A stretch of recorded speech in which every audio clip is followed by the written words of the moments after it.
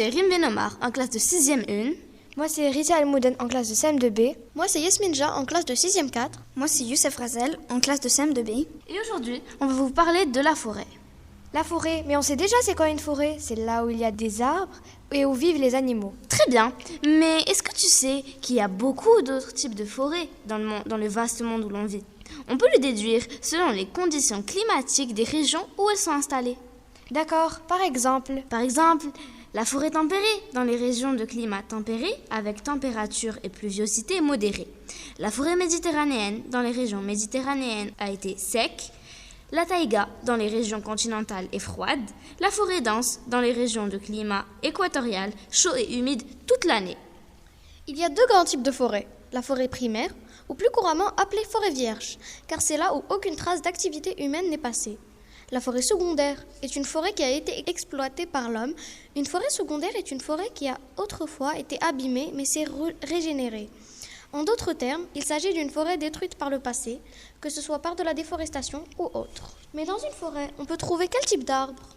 Dans une forêt, on peut trouver plusieurs arbres essentiels, des chênes rouvres, chênes pédonculés, des hêtres, des châtaigniers, des charmes, des sapins pectinés, des épicéas communs, des pins sylvestres, des pins maritimes et des douglas. Et quels animaux on peut trouver? Dans une forêt, on trouve beaucoup d'animaux, mais les plus fréquents sont les ours bruns, les hiboux, les jaguars, les ratons laveurs, les pandas géants, les tigres, les cerfs, les lynx, les pivers et noirs, les gorilles et les diables de Tasmanie. Juste à côté de notre école, il y a la forêt de Bouskoura.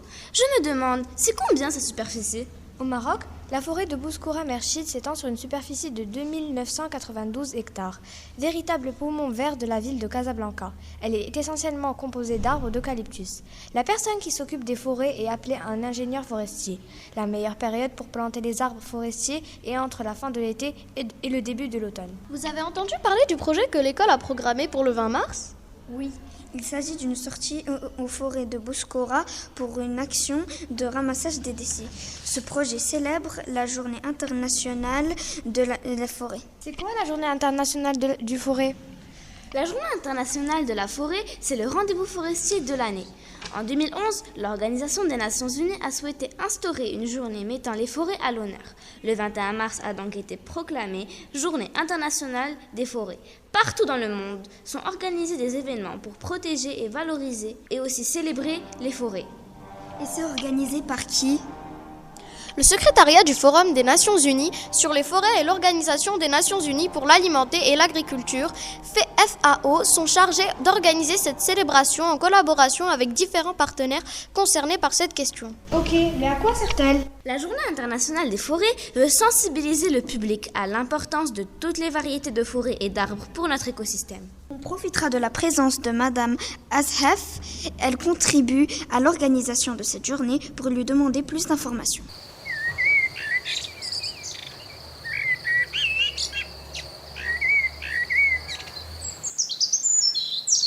Nous avons le plaisir d'accueillir Madame Azhaf. Bonjour Madame Azhaf, comment allez-vous? Très bien, merci à vous les enfants. On va bien, merci. On va bien, merci.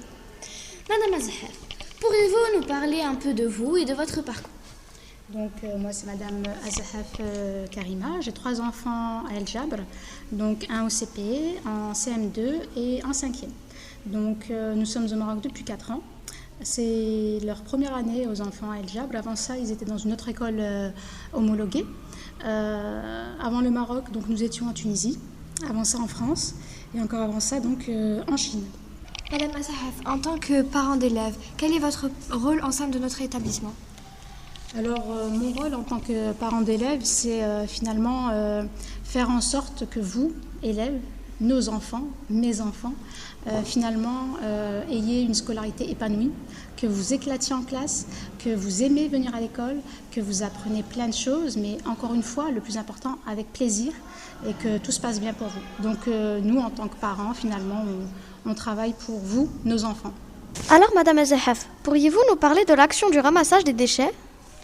Donc cette journée Ma forêt toute propre donc, a été pensée parce qu'il y a la journée internationale de la forêt qui se fait le 21 mars.